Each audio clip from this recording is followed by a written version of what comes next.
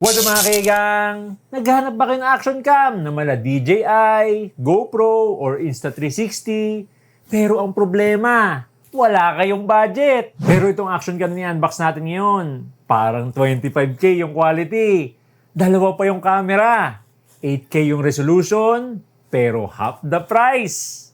Ito ang SJ-Cam SJ30 8K dual lens action camera. Yung link dito nandito lang sa ilalim ng video natin, description or pinned comment sa baba. Kita nyo naman yung box, pumapalagi, no?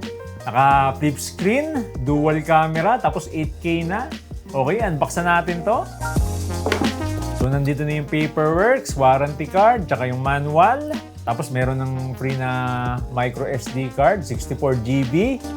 Power handle niya. Mamaya malalaman nyo kung bakit power handle yung tawag dito. Tapos yan yung cable. Tapos nandito na mismo yung SJ-Cam, SJ30. Tabi mo natin dito. Yan, nandito yung wind guard. Yan, merong tatlo. Tapos mga stickers, SJ-Cam stickers, microfiber cloth. Yan, may adhesive na rin. Tapos yan, yung mga pang-mount. So may mga option kayo, no? Tapos meron na ring free extra na case. Yan pa rin, mga mounts pa rin, no? Parang kanina. Check na rin natin. Ayan. Tapos ito yung pang-lock, yung screw. Type-C cable. Meron pang mga additional na pang-mount. Daming nakalagay dito, ah. So ito parang magnetic, no? So meron na rin kasama na free pouch. Tanggalin natin yung plastic. Isa to sa best part, eh, oh. Yun! Tapos dito sa kabila. Uy! Meron tong dual camera for day and night. Tapos may red accent, parang sa Insta360. Wala tong front screen pero napi-flip yung screen nito sa likod kaya sakto sa mga vloggers. Tsaka napaka-rugged ng body nito. Ito nyo naman. Ito na mismo yung SJ-Cam, SJ30. Ganda ng quality nito. Napaka-premium ng feel. Actually, pag build quality lang yung usapan, pwede na itong tumapat sa DJI or Insta360. Well, to be fair, ito kasi yung flagship na camera nila, kaya quality talaga, no? Tapos yun nga, no, dual lens na to. Dito sa taas yung daylight camera niya. Dito sa baba yung starlight camera for low light. Tapos andito yung microphone niya. Pwede mong lagyan ng windscreen to. Free na yun sa package para sa wind noise reduction. Tapos dito sa left side, yan, nabubuksan to. Nandito na yung Type-C port, tsaka yung micro SD card. Tapos dito sa right side, yung power button niya. Tapos dito sa taas, yung speaker, tsaka yung play button, record button. Tapos dito sa likod, yan nga, no, flip screen. Yan, napi-flip yung screen nito. Maganda to for vlogging, you know. O, ha?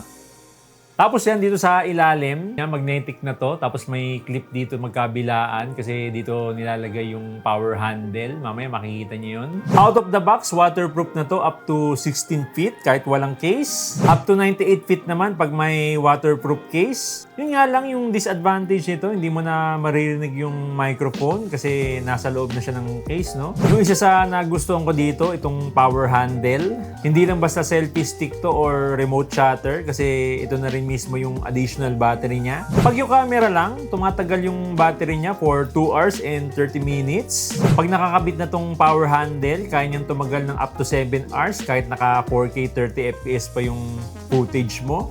Magnetic na rin to, kaya napaka-satisfying ikabit. Yung disadvantage lang nito, nawawala yung pagka-waterproof niya kasi nakabukas yung Type-C port since nakakonect sa power handle. Sana nilagay na lang nila sa connector yung saksakan ng Type-C na direct sa power handle para waterproof na rin.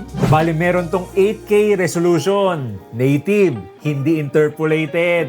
Yun nga lang, hanggang 20 FPS lang yung max frame rate nito. Tsaka sa daylight camera mo lang pwede magamit. Hindi available yung 8K sa starlight or low light camera niya. Nadi-disable din yung stabilization niya, hindi nyo ma-on to, kaya mapapansin nyo, maalog yung video natin pag naka 8K tayo. Pero pag naka 4K, pwede naman kayo mag-record ng 60 FPS tsaka 30 FPS, kaya ganito yung footage niya sa video. Siyempre, hindi comparable yung kulay or dynamic range niya sa DJI, GoPro, or Insta360.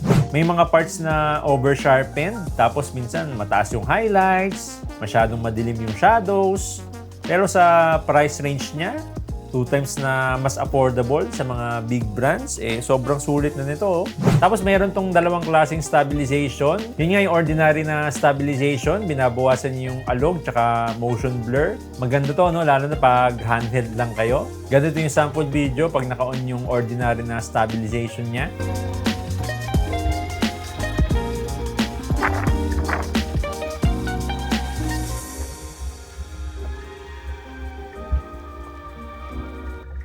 Yung isang stabilization niya, yung tinatawag na horizon lock. Pag naka-on to, nakalock sa 45 degrees yung video mo. Kung may motor kayo or bike, maganda to pag naka-horizon lock para hindi tumatagalid yung footage nyo. Isa sa pinaka-highlight nitong SJ-Cam SJ30, itong second camera niya, yung Starlight lens for low light. Ito yung maganda dito, may dedicated camera for low light. In comparison sa daylight camera, ganito yung footage niya pag ginamit natin sa gabi. Tapos ganito naman yung footage pag ginamit natin yung Starlight camera niya. Kitang-kita yung difference, oh. Mas maliwanag talaga tong Starlight camera pag ginamit sa gabi. Visible pa rin yung video natin. Although may noise or grain sa footage, tolerable pa rin naman. Nakikita pa rin yung video natin. Pagdating sa photos, meron tong 48 megapixel na camera. Again, hindi comparable yung dynamic range or kulay niya sa DJI, GoPro, or Insta360, no? Pero sa price niya, napakaganda na ng quality nito. Laking tulong din ng Starlight Cam for low light. Karamihan ng mga action cam, kahit sa mga big brands, i-struggle pag low light eh. Etong SJ30, 2 times na mas affordable, pero kita nyo naman, pumapalag pa rin sa low light. Pwede din natin iset sa vertical yung orientation niya. Meron na rin case na pa-vertical, kaya kung mag-upload kayo sa FB Reels or TikTok, tamang-tama yung ganitong setup sa inyo, no? Meron na rin tong pre-recording. Ito yung feature na usually nakikita natin sa DJI or GoPro. Meron na rin dito sa SJ-Cam SJ30. Pwede din tayo mag-start, stop ng video o mag-capture ng photo via voice control. Video start.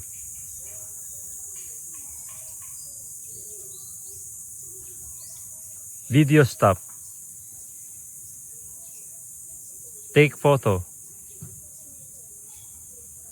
Tapos meron na rin tong loop recording. Automatic na nagdi-delete ng pinakalumang file sa micro SD pag puno na. Kaya kahit di na kayo magbura, no? Nandito na yung microphone niya. Pwede mo palitan ng windscreen to for wind noise reduction. Kasama na sa package. Mas okay sana kung nakakabit na yung windscreen para hindi natatanggalin. So yung naririnig yung audio ngayon galing mismo dito sa SJ-Cam SJ30. Mic check, 1, 2, 3. SJ-Cam SJ30. Mic check, 1, 2, 3. SJ-Cam SJ30, mic check. Pwede din kayo maglagay ng external microphone dito. Yun nga lang, SJ-Cam na wireless lang yung pwede. Sold separately to, kaya ilalagay ko na lang yung link sa ilalim ng video natin. Meron na rin tong app support, itong SJ-Cam X. Available to sa iPhone at Android. Pwede nyo makontrol yung SJ30 dito sa app mismo. Pwede nyo din dito ma-download yung mga photos at videos galing sa cam. 8K video resolution, 48 megapixel camera, dual lens at up to 7 hours ang battery life. Kaya kung gusto mo ng action cam for rides, travel, or content creation nang hindi masakit sa bulsa, sulit na sulit tong SJ-Cam SJ30. Sa ngayon, makukuha nyo lang to around 11K to 12K. 2 times na mas affordable sa ibang action cams. Yung link dito, nandito lang sa ilalim ng video natin, description or pinned comment sa baba. Kaya kayo mga kaigang, anong masasabi nyo dito sa SJ-Cam SJ30? Comment down below!